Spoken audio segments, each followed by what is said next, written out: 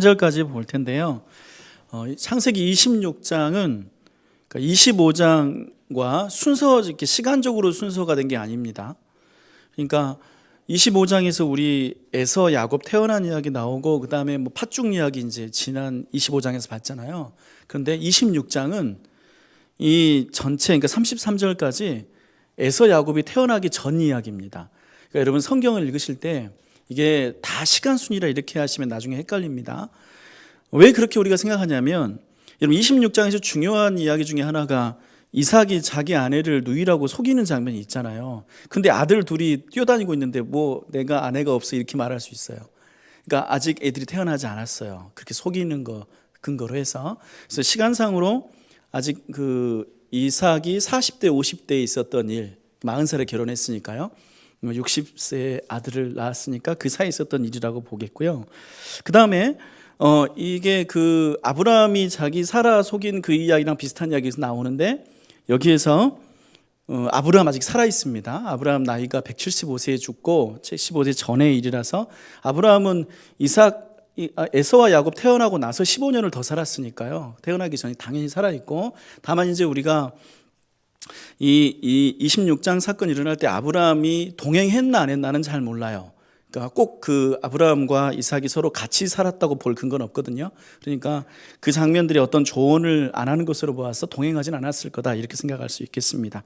그리고 여기서 이제 여러분이 26장 1절에서 6절 사이에서 이 1절 6절 사이를 여러분이 이제 별로 중요한 건 아니지만 그래도 구별하면 좋은 게 어떤 게 있냐면 1절에서 이삭이 그랄로 가서 블레셋 왕 아비멜렉에 이르렀더니 라고 해서 그 다음에 2절 여호와께서 이삭에게 나타나 이르시되라고 이렇게 읽으면, 이어서 읽으면 마치 하나님이 나타난 곳이 그랄이라는 것으로 생각하게 돼요.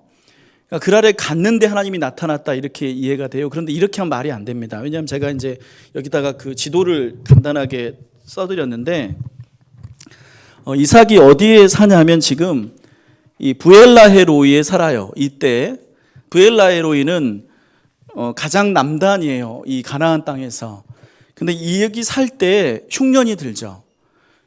근데 흉년이 들어서 이삭이 어떤 생각을 하냐면 물이 풍족한 이집트로 가야겠다 이런 생각을 하는데 하나님이 나타나셔서 이 가나안에 이집트로 가면 안 돼 이렇게 말리시는 장면이 26장 시작 부분이잖아요. 근데 그 다음에 장면을 보면 아브라함이 이렇게 그랄로 올라가서 그랄에서 하나님의 음성을 듣고 이집트로 가지 않았다는 식으로 이해하면 그러면 이삭의 행적이 모순이 생겨요. 여러분 만약에 이삭이 부엘라헤로이에 거주했으면 이집트로 갈 거면 어떻게 가면 돼요? 그냥 내려가면 되잖아요. 그런데 여기서 뭐 하려고 부엘라헤로이에 있으면서 내가 이집트로 가야겠다라고 마음먹어서 다시 그랄로 갔다가 그랄에서 내가 이집트로 계속 가야지라고 마음먹는데 하나님이 가나안 땅 떠나지 마라고 해서 다시 여기 그냥 머물렀다라고 하는 건 말이 안 되죠. 그러니까 하나님이 어디서 나타나셔야 되냐면 여기서 나타나셔야 돼요. 그렇게 보면 2절에서 5절까지의 얘기는 이 그랄로 내려가서 만난 하나님이 아니라 이렇게 내려갔는데 그 내려간 이유가 아니까 그랄로 갔는데 그랄로 간 이유가 뭐냐면 2절에서 5절까지의 하나님의 음성을 부엘라헤로이에서 들었기 때문에 이 이삭이 이집트로 가지 않고 그랄로 올라갔다 이렇게 이해를 할 수 있어요.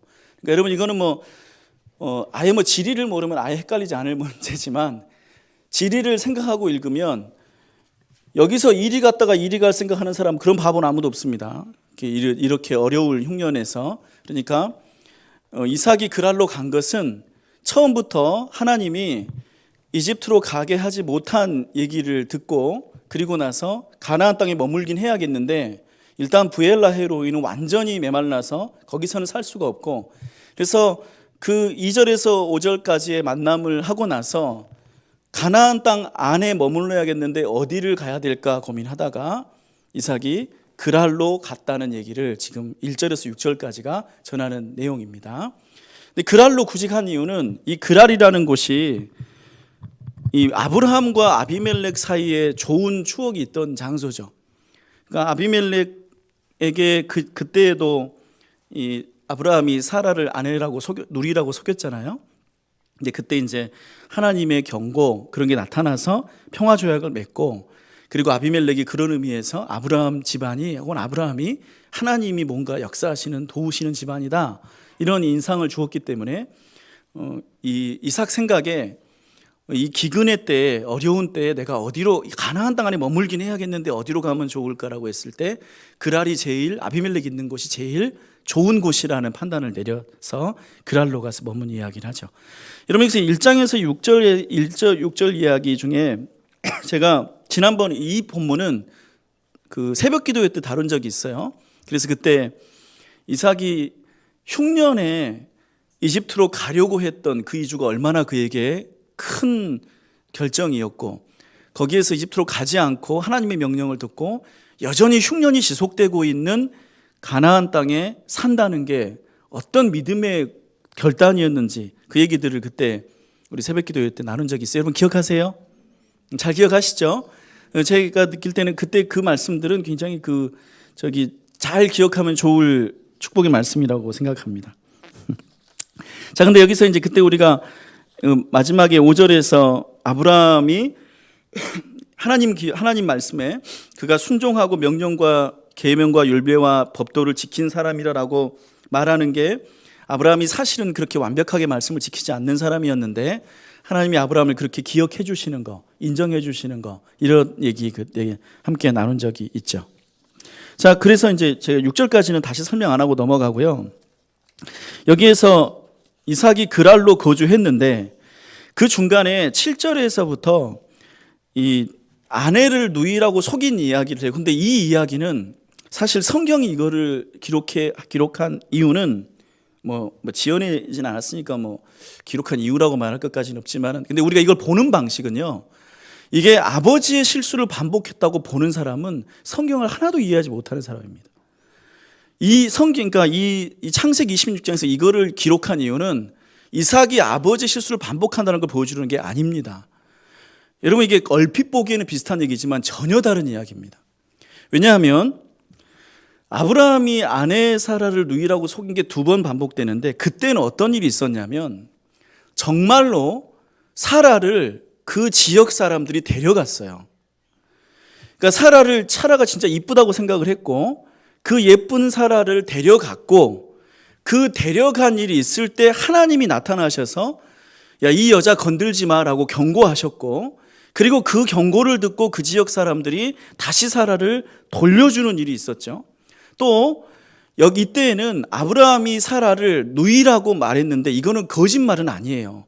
우리가 창세기를 보면 창세기 10장에 이 여자는 나의 이복 누이라고 직접 말하잖아요. 그러니까 아브라함은 거짓말하는 사람이 아니에요. 근데 거짓말이 물론 그렇게 말하면 안 되지만 100% 거짓말은 아닌 거고, 그러니까 완전히 거짓말도 아니고, 또 실제로 사라는 예뻤고, 그리고 실제로 사라는 다른 사람들이 결혼하려고 데려갔고, 그리고 하나님이 그거를 개입하셔서 다시 돌아왔고, 이런 일이 있어요. 근데 이삭의 경우는 이게 하나도 해당이 안 돼요. 여러분, 그러니까 제가 그때 얘기했잖아요. 리브가는 예쁘지 않아요. 누구 눈에만 이쁜 거예요? 이삭 뭐 이게 너무 이렇게 로맨스적으로 보지 마시고. 근데 이게 진짜 약간 웃기는 게, 여러분 8절 보세요. 8절 이삭이 거기 어떻게 거주해요?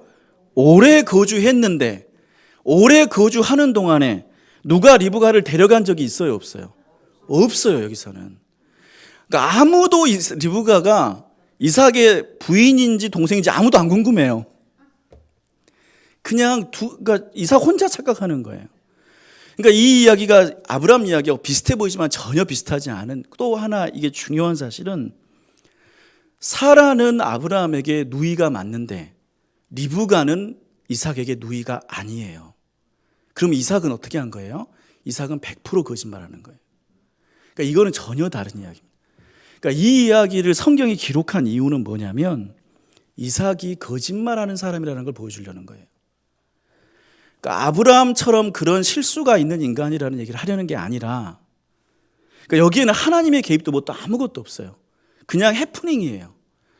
그러니까 자기 아내를 누이라고 속였고, 누이가 아닌 여자를 누이라고 했고, 그리고 아무도 리브가를 이쁘다고 생각해 데려간 적이 없었고, 또 그런 일이 없었기 때문에 하나님도 여기에 아무런 개입을 하지 않으시고 그냥 오랫동안 말로만 누이라고 지내면서 아내로 지내다가 아내를 껴안는 장면을 아비멜렉한테 들켜가지고 들통나는 그런 장면, 창피당하는 거.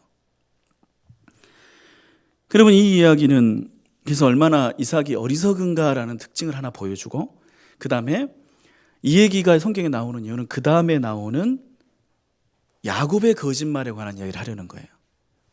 그러니까 야곱의 거짓말이 어디서 생겼느냐? 이삭의 거짓말에 생겨나요. 그러니까 야곱이 갖고 있는 그 거짓의 특성, 야곱이 이제 이 뒤에 이야기가 속임이 주제잖아요. 근데 그 속임의 주제가 어디서 시작되느냐? 아버지한테 시작이 된다는 거. 그러니까 이게 그런 면에서 이제 이 얘기를 하고 있죠. 근데 이제 다만 성경은 그렇다고 해서 이삭을 창피 주려고 그러는 게 아니라 이게 이제 현실이에요. 그러니까 이게 우리가 이렇게 만나는 성경의 인물들의 참모습인 거죠. 그러니까 이삭이 이런 약점이 있는데, 자, 그것만 있냐 하면 그게 아니고 이삭이 진짜 놀라운 점이 있어요. 그리고 이제 그다음부터는 이 이삭의 대단한 면을 그다음부터는 보여줘요. 그다음 어떤 장점이 있냐면, 여러분 여기에서 이제 이렇게 해서 그 속임이 들통나고 창피당하고 이런 일이 있는데, 그 다음에 우리가 부러워하는 구절이 2절, 12절, 13절에 나오죠. 12절, 13절 같이 읽어보시겠어요? 여호와께서 복을 주심으로 그 사람이 창대하고 왕성하여 마침내 거부가 되어. 여러분 이거 너무 부러운 얘기잖아요. 근데 여기서 이제 13절에서 성경도 진짜 이거를 강조해요. 창대하고 왕성하여 마침내 거부가 됐다. 이렇게 우리말로는 다 다르게 번역했는데, 이거 사실 이그달, 가델, 가달, 이 가달이라는 크다라는 동사를 3번 반복해서 연속으로 써, 히브리어가. 그래서 사실은 이걸 말대로 번역하면 어떻게 표현하냐면 그 사람이 크게 되었고 계속 그렇게 되어서 매우 크게 되기까지 크게 되었다, 이렇게 써져 있어요. 그러니까 진짜 이삭이 큰 부자가 되었다, 이 얘기를 하는 거예요. 그거 강조하는데, 근데 여러분 여기서요, 이삭이 어떻게 부자가 됐는지를 여러분 찾을 수 있으시죠? 12절 말씀에 이상한 이야기가 나와요. 12절 말씀에 뭐라고 돼 있어요? 이삭이 그 땅에서 뭐예요? 농사지어요. 근데 여러분 이삭은 농사꾼입니까? 아닙니까? 이삭은 유목민이에요. 이삭은 양을 치는 사람이에요. 양을 치는 사람인데, 그래서 목초지를 따라서 이동하는 사람이에요. 그런데 가뭄이 들었어요. 가뭄이 들면 풀이 마르죠. 그래서 이삭이 부엘라헤로에 살다가 거기서 못 살아서 왜 이집트로 가려고 했냐면, 이집트는 강이 있잖아요. 나일강이 있고 거기에 풀이 있잖아요. 그래서 거기로 가면 자기가 데리고 있는 양떼와 소떼를 잃지 않을 수 있어요. 그런데 하나님이 어떻게 말했어요? 가나안에 머물라고, 가나안에 있으라고 말씀하시잖아요. 이집트에 못 가게 하시잖아요. 이집트에 못 갔어요. 그래서 자기 양떼와 소떼가 어떻게 됐을까요? 죽어요. 여러분 이거는 그냥, 그러니까 여러분 믿음의 이야기를 여러분이 읽으실 때요, 믿음의 이야기는 상상 속의 어떤 감상적인 이야기가 아니에요. 이삭은 손해를 많이 봅니다. 그리고 자기가 유목을 하면서 살았는데 흉년을 맞아 목초지를 잃었고 갈 데도 없고 하니까 결국은 목축을 더 못했죠. 그래서 그랄 땅으로 왔는데, 그랄 땅에서 그가 여기서 하나님의 명령에 순종해서 가나안 땅에 머물긴 하는데 더 이상 목초를 구할 수 없어서 양떼 소떼를 다 잃었는데, 여기서 이삭이 이 해에 뭘 한 거예요? 농사를 지었다는 얘기를 성경은 하는 거예요. 그러니까 이삭이 뭐 한 거예요? 업종을 바꾼 거죠. 그리고 더 놀라운 사실은, 여러분 이삭이 그 해에 100배나 얻었고 거부가 된 비결이 어디 있었을까요? 여러분 지금 이 그랄 지역에도 식량이 부족해요, 풍성해요? 흉년이니까 부족하죠. 그러니까 이 메마른 땅에 사람들이 씨앗을 심었을까, 안 심었을까요? 안 심었죠. 그런데 기근이 끝나지 않았을 때 이삭이 어떻게 했다는 거예요? 이삭은 하나님이 복을 주실 것을 믿고 씨앗을 심고 농사를 시작했어요. 그리고 비가 왔겠죠. 그리고 비가 왔더니 이삭의 논만 작물이 생겼죠. 여러분 이삭이 어떻게 100배 부자가 돼요? 아무도 농작물이 없으니까요. 이삭의 밭에만 농작물이 자라니까요. 그러니까 흉년의 시기에, 그러니까 이삭의 믿음이 진짜 여기서 굉장한 게, 이삭은 그 자기의 목축을 고집한 것도 아니고, 그러니까 내가 쭉 목축을 해왔으니까 하나님이 목축에 복을 주시고 어떻게 살려주세요, 내가 믿음 따라 왔으니 이렇게 한 게 아니라, 자기 목축으로 살 길이 없으니까 농사를 지었고, 농사를 아무도 안 짓는데, 메마르니까 비가 오니까 아무도 안 짓는데 자기 혼자 먼저 믿음으로 농사를 짓고 씨를 뿌리고, 그리고 나서 뿌렸는데 마침내 비가 올 때, 비가 오는데 다른 사람들은 흉년이라서 씨를 안 뿌렸으니까 비가 와도 거둘 게 없는데 이삭한테만 거둘 게 많아서, 그렇게 해서 이삭이 100배의 수확을 얻는단 말이에요. 이 이야기에서 그래서 이삭이 그 돈으로 다시 양떼와 소떼를 사고 다시 부자가 되고 다시 이전의 생활을 회복하죠. 여러분, 이 12절 13절 굉장히 짧은 말인데, 여러분, 이렇게 하나님의 복이 어떻게 주어지는가를 우리한테 보여줍니다. 복받는 순종이라는 게 무엇인가? 그게 그냥 입으로 아멘 아멘 하는 거 복받는 순종이라고 성경은 말하지 않아요.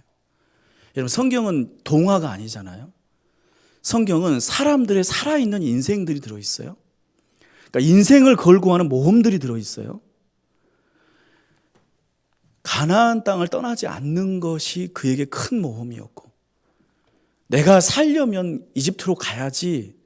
그런데 하나님이 가지 말라고 하시니까 있는데, 또 거기서 그냥 내가 그럼 가나안 땅에 내가 믿음으로 버티고 있고 날마다 기도만 열심히 하면 하나님이 내게 축복하실까, 이런 거 아니에요. 거기서 자기 살 길을 찾아서 목축하던 사람이 농사를 짓고, 아무도 씨 안 뿌리는데 하나님 복 줄 거 믿고 씨 뿌리고, 그래서 비가 왔을 때 풍성한 수확을 거둬서 자기에게 팔 게 많아서, 여러분, 그러니까 이게 똑같은 걸 파는데 이게 귀한 거니까 큰 수확을 얻은 거라고 말하는 거죠. 그러니까 여러분, 이런 축복이 여러분에게 함께 하시기를 바랍니다. 그러니까 여러분, 우리가 믿는다는 거는 굉장히 다이나믹한 거라고 저는 생각해요. 우리 믿음은 단순하지 않아요. 그러니까 하나님은 쉽게 가지 않으세요. 그러니까 구원이 인생을 거는 거고, 그러니까 인생을 거는 구원이라는 게 자기 인생에서 손해볼 각오도 하는 거고, 근데 믿음으로 나갈 때 하나님이 그 순종에 축복하신다는 말이 아무것도 잃을 게 없이 도박하는데 그 사람을 복 주시는 게 아니라 모든 걸 걸고 나갈 때, 여러분, 이때 이삭이 그 농사지을 씨앗 심을 때 그 씨앗 사느라고 어떻게 했을까요? 자기 그나마 남아있는 양떼소 다 팔았겠죠. 그러니까 이런 이삭에게 100배의 복을 주시는, 거부가 되게 하시는, 이런 게 여기에 소개가 됩니다. 근데 이렇게 아무것도 없을 때 자기 혼자 많이 가져서 일확천금에 성공을 했으니까 14절 반응이 나와요. 14절 읽어보시겠어요? 양과 소가 떼를 이루고 종이 심이 많으므로 블레셋 사람이 그를 시기하여. 블레셋 사람이 시기한 이유는, 그러니까 이삭 혼자 부자가 되니까 시기하는 거죠. 다 안 되는데 왜 네 집만 잘 되는 거야? 그러니까 시기. 그때 그 사람 이방인이고 굴러 들어온 사람이고, 그러니까 시기 받는 거예요. 여러분, 뭐 열심히 해서 다 잘 되는데 이 집도 잘 되면 뭘 시기 받겠어요? 그러니까 이 사람 이삭의 성공이 이런 시기를 받는다는 것을 보여주고, 그래서 16절에 아비멜렉이 네가 우리보다 크게 강성하지 우리를 떠나라, 이렇게 말하는 게 그 민심을 이렇게 다독이려고 떠나게 하죠. 그리고 그 다음에 이제 거기서 약간 옆으로 나와서, 왜냐하면 이제 아직 가나안 땅을 어떻게 떠날 수 없고 그랄 쪽에 자기 근거지가 있으니까 옆에 약간 그랄 골짜기 이쪽으로 와서 우물들을 파서 이제 자기의 생계를 이렇게 이어가는 그런 모습이 나오는데, 여기서 또 18절 이하에서 이렇게 쭉 보여주는, 22절까지 보여주는 장면은 이삭이 이렇게 잘 싸우지 않는 사람이구나, 이런 걸 보여줍니다. 그러니까 우물을 파서 뺏어가려고 그러면 줘버리고, 또 뺏어가려고 그러면 줘버려서 세 번째까지 파서 줘버리는데, 여기서 한 가지 조금 알 수 없는 내용이 하나가 나와요. 22절과 23절인데 이거는 제가 잘 모르겠어요. 그러니까 한번 읽어보시죠. 이삭이 거기서 옮겨 다른 우물을 팠더니 그들이 다투지 아니하였으므로 그 이름을 르호봇이라 하여 이르되, 이제는 여호와께서 우리를 위하여 넓게 하였으니 이 땅에서 우리가 번성하리로다 하였더라. 이삭이 거기서부터 브엘세바로 올라갔더니. 여러분, 제가 이거는 잘 여러분에게 뭐라고 설명을 못 하겠어요. 왜냐하면 르호봇에서 우물을 파서 더 이상 방해하는 사람이 없이 거기서 우물을 얻었다고 그랬잖아요. 근데 왜 23절에 이삭이 거기서부터 브엘세바로 올라갔는지를 잘 모르겠어요, 제가. 이거는 성경이 아무 말도 하지 않아요. 근데 왜 이게 문제가 되냐면, 여러분 32절에 보시면, 32절에 뭐라고 돼 있어요? 32절에 읽어보세요. 그날에 이삭의 종들이 자기들이 판 우물에 대하여 이삭에게 와서 알리어 이르되 우리가 물을 얻었나이다. 여러분 좋은 얘기죠. 근데 물을 얻었나이다가 무슨 뜻이에요? 브엘세바로 옮겼는데 물이 있었다는 말이 없었다는 말이에요? 없었다는 말이잖아요. 왜 우물이 있는 르호봇이 있는데, 르호봇에 더 이상 블레셋 사람들이 방해하지 않는데 왜 잘 멀쩡하게 있는 우물을 버려두고 물이 없는 브엘세바로 가서 거기서 우물을 다시 파는 이런 모험을 왜 이삭이 이 시기에 하고 있을까? 모르겠어요, 저. 왜냐하면 이거 성경이 아무것도 설명 안 하거든요, 이 부분에 대해서는. 근데 아마 이제 제가 생각할 때에는 브엘세바가 이삭이 태어난 고향이거든요. 그리고 이 르호보 신라에색 여기가 블레셋 사람들의 미움을 받는 곳이잖아요. 일단 블레셋 사람들이 계속해서 쫓아내기를 그치긴 했지만 아마 이삭 생각에 그랄 사람들이 자기를 계속 시기하고 미워하고 쫓아내니까 그들의 미움을 받으면서까지 그랄 땅 주변에서, 그러니까 르호봇에서 살고 싶진 않았던 것 같아요. 그래서 그냥 우물도, 그냥 물 잘 나온 우물도 버려두고, 물이 없지만 또 여전히 하나님이 나를 복 주실 거라고 믿고, 그리고 그냥 브엘세바에 가서 내가 새 우물 파자. 거기는 내 땅이고 내가 태어난 데고, 그리고 더 나와 가까운 사람들이 많고, 그래서 거기에서 평화롭게 살기를 선택을 한 것 같은 그런 정도의 생각을 여기서 할 수 있겠네요. 근데 정확하게 이게 제가 이 생각에 대해서 어떤 근거를 성경에 찾을 수는 없어서 뭐라고 말씀은 더 이상은 이게 확실하다 이런 얘기는 못 드리겠지만 아마 그런 이유로 블레셋에 갔을 거다라고 생각은 해볼 수 있겠습니다. 근데 그때 이제 여기에서 블레셋에 갔을 때 글쎄요, 아무튼 이게 믿음이 좋아서 간 걸 하나님이 좋아하셨는지 24절에 하나님이 밤에 나타나셔서 이렇게 말씀하세요. 24절 함께 읽어보겠습니다. 그 밤에 여호와께서 그에게 나타나 이르시되 나는 네 아버지 아브라함의 하나님이니 두려워하지 말라. 내 종 아브라함을 위하여 내가 너와 함께 있어 네게 복을 주어 네 자손이 번성하게 하리라. 근데 여기서 이제 하나님이 복 주신다는 약속하시는데 여기에서 24절에서 여러분 혹시 여기서 진짜 그 인상적인 표현이 하나 나오는데 여러분 그거를 여러분 혹시 찝으실 수 있어요? 24절에서 진짜 그러니까 하나님이 사람에게 처음으로 하는 말이 나와요. 하나님이 사람한테 처음으로 하는 말. 여러분 그 말이 뭘까요? 나는 내 아버지의 하나님이라는 말을 하나님이 처음으로 하세요. 왜냐하면 지금까지 하나님은 네 아버지의 하나님이라는 말을 못 해봤거든요. 왜냐하면 이 이삭 전에 누가 있어요? 아브라함이 처음이잖아요. 그러니까 아브라함한테 내가 네 아버지 하나님이다라고 말할 수 있어요, 없어요?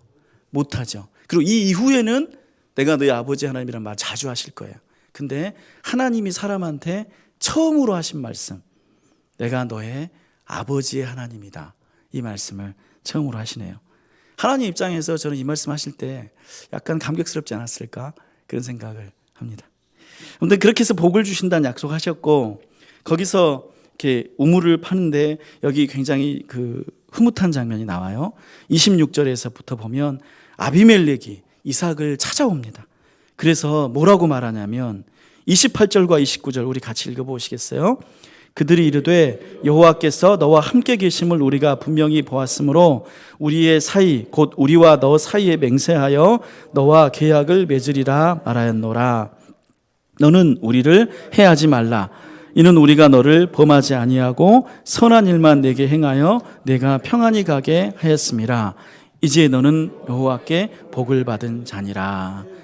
여기서 그렇게 이삭을 쫓아내고 시기하고 그랬던 아비멜렉이 직접 찾아와서 브엘세바로 찾아와서 이삭에게 뭐라고 말하냐면 하나님이 너와 함께 계심을 내가 보았다. 그리고 이제 너는 여호와께 복을 받은 자로다. 그러니 나와 평화 조약을 맺자. 이런 내용이 나와요. 여러분, 사실은 이 창세기 26장은 복에 관한 이야기예요.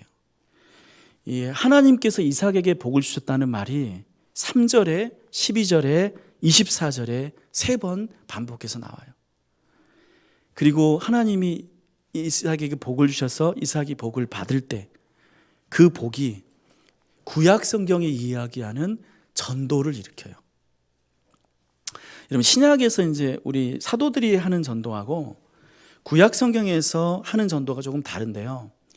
구약 성경에서는 선교적 관점, 복음의 관점을 어떻게 설명을 하냐면 하나님을 믿는 백성들이 큰 번성을 이루어서 그거를 보고 이웃 사람들이 찾아와서 하나님을 인정하는 것, 그게 구약에서 갖고 있는 선교적 관점이에요. 저는 이 말을 읽을 때 우리 교회 성도님들도 이런 이삭 같은 복을 받기를 기도합니다. 그러니까 여러분들이 잘 되셨으니까 우리가 갖는 그 신학적인 전도가 있어요. 복음을 들고 나가서 그들에게 전하는 거. 이것도 우리가 할 일이지만 우리에게는 구약도 우리의 성경이잖아요. 구약도 하나님 믿는 사람들의 삶이잖아요. 그러니까 하나님을 믿는 사람들이 이렇게 이방인들이 볼 때 하나님이 너와 함께 하시는 걸 내가 알았다. 너는 하나님께 복을 받은 자다. 이렇게 인정하고 여러분을 찾아가서 여러분과 친하게 지내고 싶은 그런 고백들이 일어날 때 정말 주님이 영광을 받고 또 여러분이 복될 줄로 믿습니다. 그러니까 이렇게 기도해요. 정말 하나님이 우리 교회 성도님들을 복 주시기를, 잘 될 거다, 여호와께 복을 받은 자다, 이런 고백을 이웃들에게 들으시기를. 그러니까 여러분, 같은 공장을 해도 여러분 공장이 훨씬 잘 되기를 바라고, 같이 이렇게 그 영업을 나가셔도 여러분이 더 많은 그런 수주를 하시기를 바라고, 여러분 가게가 정말 손님이 바글바글하고 그러기를 축복합니다. 그리고 그거 보면서 저 사람 진짜 하나님 믿는 거 내가 본데 정말 하나님이 복 주신 사람이구나, 이런 고백이 이 구약 성경의 선교예요. 그리고 저는 아무튼 이런 거 보면서 그렇게 기도합니다. 26장 전체 이야기는 그래서 이렇게 마쳐요. 32절에 우리 아까 읽긴 했지만 32절에서 이렇게 마치는 거 굉장히 의미가 있는데요. 종이 와서 우리가 물을 얻었나이다, 이렇게 말하는 게, 왜 이 말을 굳이 쓰냐면 26장이 어떻게 시작했어요? 기근으로 시작했죠. 기근으로 시작해서 하나님 앞에 순종한 이삭의 모습을 보여주면서 마지막에 어떻게 마쳐요? 물을 찾는 모습으로 마쳐서 우리 메마른 삶이 하나님을 따를 때, 하나님을 순종할 때, 이삭처럼 믿음을 가지고 나아갈 때 그때 생수의 삶으로 채워진다. 이 고백이 26장에서 시작하고 마무리하는, 기근으로 시작해서 물을 찾았다는 말로 끝나는 이 성경의 메시지가 되겠습니다. 여러분, 이 26장 전체를 보면 26장에서 우리 26장을 시편의 시로 표현한 곳이 시편 37편입니다. 시편 37편, 여러분 성경 지금 있으시면 시편 37편에서 복 있는 사람의 모습이 꼭 여기서 묘사된 이삭의 삶인데요. 시편 37편 3절에서 11절까지의 말씀을 우리가 이 시간 마지막으로 함께 읽고 오늘 우리 사경회를 마치려고 하는데, 우리 시편 37편 3절에서 11절 말씀 저와 여러분이 한 절씩 나누어서 교독하시겠습니다. 여호와를 의뢰하고 선을 행하라. 땅에 머무는 동안 그의 성실을 먹을거리로 삼을지어다.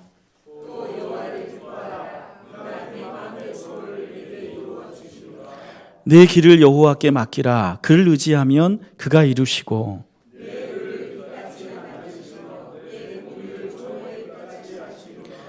여호와 앞에 잠잠하고 참고 기다리라.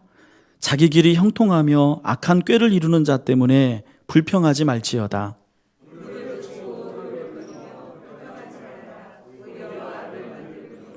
진실로 악을 행하는 자들은 끊어질 것이나 여호와를 소망하는 자들은 땅을 차지하리로다.